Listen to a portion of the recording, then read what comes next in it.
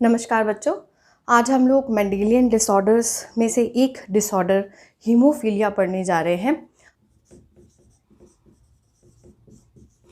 Haemophilia जो है that is one of the Mendelian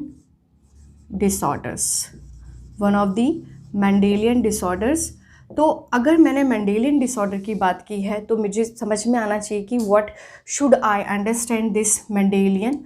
तो Mendelian disorders are basically those genetic disorder which are associated with alteration or mutation of single gene आप लोगों को समझ में आता होगा। Basically specific sequence of nucleotide present on the chromosomes which encode a particular protein that will express in a form of the particular characteristics। ये मैंने अपने लास्ट जो वीडियोस रहे मेरे इस जेनेटिक्स से रिलेटेड उसमें बताया हुआ है। तो now we will talk about this haemophilia. So haemophilia एक जेनेटिक डिसऑर्डर है जिसको कि हम लोग रॉयल डिजीज़ भी कहते हैं। Why it is known as royal disease? Because Queen Victoria of England was haemophilic carrier. ठीक है, शी वॉज हीमोफिलिक कैरियर का मतलब हो गया कि जो कि डिजीज़ जो कि वो जीन कैरी कर रही है एक जनरेशन से दूसरी जनरेशन तक, बट उसको वो डिजीज़ नहीं है। तो उसका जो सन था, her son named Leopold was haemophilic. That's why it was given the name royal disease, क्योंकि रॉयल फैमिली में इसके बारे में पता चला था। जो क्वीन विक्टोरिया थी वो हीमोफिलिक कैरियर थी and her son named Leopold was haemophilic. ठीक है, नेक्स्ट हम लोग बात करते हैं why it is known as genetic disorder and what is happening there in the single gene. So it is sex linked recessive disease. ये हर जो वर्ड है इस सब का मतलब है सेक्स लिंक्ड। ह्यूमन बीइंग में हम लोगों को पता है 2 सेक्स क्रोमोसोम्स होते हैं, वेदर इट इज़ XX और XY। 2 types of sex chromosome. XX हैं तो वो फीमेल में है और XY जो है वो मेल में है। तो सेक्स लिंक्ड मतलब सेक्स क्रोमोसोम के ऊपर इसका जीन रिसेसिव जीन प्रेजेंट होता है और वो जीन जो है वो रिसेसिव है। रिसेसिव का मतलब it will express itself only in presence of recessive gene। ये इसका कंप्लीट मीनिंग है कि रिसेसिव जीन जो होता है वो तभी अपने आप को एक्सप्रेस करता है जब वो होमोजाइगस कंडीशन में हो। So that's why it is known as a sex-linked recessive disease. Now we will talk about the symptoms. Symptoms क्या होते हैं, कैसे पता चलता है कि ये डिजीज़ है? तो ब्लड में बेसिकली जहाँ कहीं भी हमारे बॉडी में कहीं कट लगता है, कहीं इंजरी होती है, तो सबसे पहले देयर विल बी ब्लीडिंग। ठीक है, ब्लड वेसल्स रप्चर हो जाएगी जिसकी वजह से ब्लड बाहर आएगा। ब्लीडिंग होने के बाद में जब हम लोग ब्लड वेसल्स को थोड़ा सा स्क्वीज़ कर लेते हैं तो आपस में एक दूसरे चिपक जाती हैं और ये जो रप्चर्ड प्लेटलेट्स होती हैं, रप्चर्ड जो टिश्यू होते हैं, वो सर्टेन फैक्टर्स वहाँ पे लिबरेट करते हैं जिसकी वजह से एक प्रेसिपिटेट सा वहाँ पे बन जाता है। That's known as a clot. तो ये एक प्लग की तरह काम करता है हमारे उस रप्चर्ड एरिया पे, ताकि जो जर्म्स हैं वो वहाँ पे एंटर ना करें और हीलिंग फास्ट हो।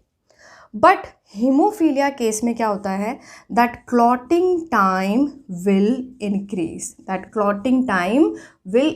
बढ़ जाता है। एक माइनर छोटा सा कट भी लग जाता है तो भी हीमोफिलिक पर्सन में प्रोफ्यूज ब्लीडिंग होती है। फाइन, ऐसा क्यों होता है? Why this happens because of the absence of one factor, that is factor number 8, and this factor is anti-hemophilic factor। तो as we have studied in 11th class that there are number of factors which are responsible for the clotting process, because एक वो लंबा process होता है जिसमें number of factors participate करते हैं, कुछ सब्सटेंस लाइक कैल्शियम भी पार्टिसिपेट करते हैं. तो अगर इस फैक्टर की एब्सेंस है तो then there will be increasing in the clotting time. Fine. तो क्लॉट जो बनेगा वो बहुत टाइम बाद बनेगा. इसीलिए जब भी कभी कोई माइनर ऑपरेशन होते हैं, सर्जिकल ऑपरेशंस होते हैं, तो बाकायदा डॉक्टर्स वहाँ बताते हैं कि प्लीज़ आपका जो ब्लीडिंग टाइम है और क्लॉटिंग टाइम है वो एक बार चेक करवा के लाएं. ठीक है, आगे हो गया आप लोगों को बात समझ में. So this is basically genetic disorder which is associated with the alteration और the mutation of a single gene. Next is hemophilia, that is also known as royal disease. Why? Because Queen Victoria was hemophilic carrier and her son named Leopold was hemophilic. It is sex-linked recessive disease because its gene is present on the sex chromosome. और sex chromosome में भी कौन से chromosome पे? sex chromosome में भी X chromosome पे ये particular gene present होता है. ठीक है. Now we will talk about the inheritance कि किस तरह से ये एक जनरेशन से दूसरे जनरेशन में ट्रांसमिट होता है.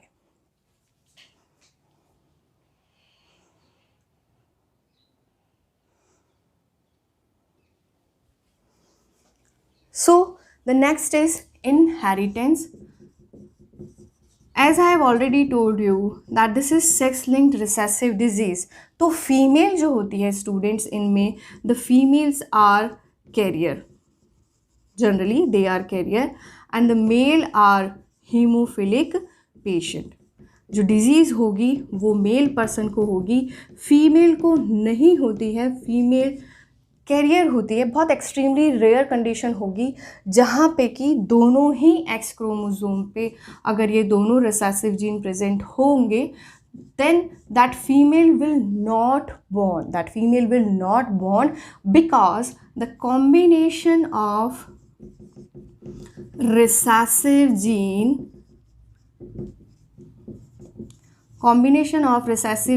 may be lethal. That's why that female will die. ठीक है. तो जब होमोजाइगस कंडीशन है, फीमेल के दोनों ही एक्स क्रोमोसोम पे रिसेसिव जीन प्रेजेंट है, उस केस में फीमेल की बर्थ नहीं होगी, the female will not born.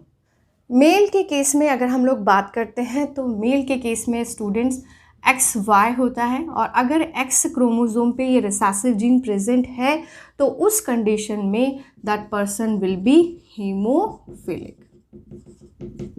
ठीक है, आगे होगी आप लोगों को बात समझ में. और ये वाली जो कंडीशन है इसमें जो फीमेल होगी दैट वुड बी कैरियर. अगर हम लोग पेडिग्री में जो सिंबल्स यूज़ करते हैं उसमें अगर हम लोग देखते हैं तो जो सर्किल होता है that circle will represent the female, normal female, and the square will represent the normal male. So this is normal female, this is normal male. But अगर मैं कैरियर की बात कर रही हूँ तो कैरियर के केस में हम लोग इसको इस तरह से शो करेंगे. So that's basically carrier female, and this is carrier तो होगा नहीं, that would be affected, so that would be completely filled up, and this is diseased, or we can say the hemophilic person. Got it? तो inheritance of haemophilia समझने के लिए हम लोगों को क्रॉस करवाना पड़ेगा. तो क्रॉस कैसे करवाते हैं स्टूडेंट्स वो देखिए आप लोग. उसमें आप कोई सा भी एक एग्जांपल ले सकते हैं. उसमें जैसे कि आप लोग कैसे ले सकते हैं, जैसे सपोज करो हमने एक्स लिया और एक नॉर्मल मेल से क्रॉस करवाया, तो क्या प्रोजेनी बनेगा, किस तरह से बनेगा, ये आप लोग खुद करके देख सकते हैं कैसे कैसे बनता है. क्योंकि आप लोगों ने इनहेरिटेंस पढ़ा है, जो मेंडल का इनहेरिटेंस होता है उसी के अकॉर्डिंग इसमें भी इनहेरिटेंस होगा. सिमिलरली अगर हम लोगों ने नॉर्मल फीमेल ली है और एक अफेक्टेड मेल लिया है तो क्या प्रोजेनी बनेगी, क्या F1 जनरेशन बनेगी, वो भी हम लोग इसमें करवा सकते हैं. ठीक है, आगे होगी आप लोगों को बात समझ में कि हीमोफीलिया क्या है. हीमोफीलिया एक basically sex linked recessive disease है जिसमें कि एक्स क्रोमोसोम पे रिसेसिव जीन प्रेजेंट होता है, एंड उस म्यूटेंट जीन की वजह से there will be not synthesis of the factor number 8, और फैक्टर नंबर 8 का सिंथेसिस जब नहीं होगा तो क्लॉटिंग जो होगी वो बहुत डिले हो जाएगी, क्लॉटिंग टाइम जो होगा वो बढ़ जाएगा। ऐसे पर्सनस में क्या होता है, ब्लड ट्रांसफ्यूज करवाया जाता है जिसमें कि वो क्लॉटिंग फैक्टर प्रेजेंट हो। ठीक है, next we will continue in our next class.